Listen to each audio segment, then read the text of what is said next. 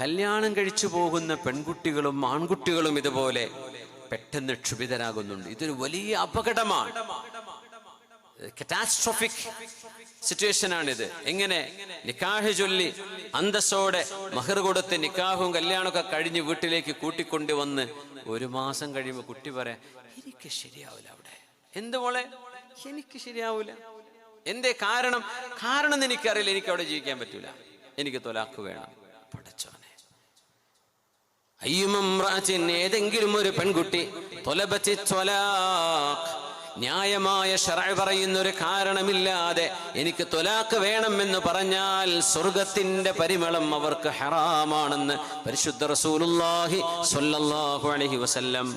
അതുകൊണ്ട് കല്യാണത്തിന് മുമ്പ് ഇതൊക്കെ തീരുമാനിക്കാം. നിങ്ങൾക്ക് ഒരുമിച്ച് ജീവിക്കാൻ പറ്റുമോ ഇല്ലേ ഒക്കെ ആലോചിച്ചോളൂ, ചിന്തിച്ചോളൂ, സമയമെടുത്തോളൂ. നിസ്സാര കാരണങ്ങൾക്ക് വേണ്ടി ക്ഷമയില്ലാതെ, സബൂറില്ലാതെ, പരസ്പരം പഴിചാരിയും തെറി പറഞ്ഞും പരിഹസിച്ചും കളിയാക്കിയും ക്ഷമയില്ലാതെ ക്ഷുഭിതരായി പൊട്ടിത്തെറിക്കുന്ന ഒരു യൗവനം, അത് അപകടമാണ്.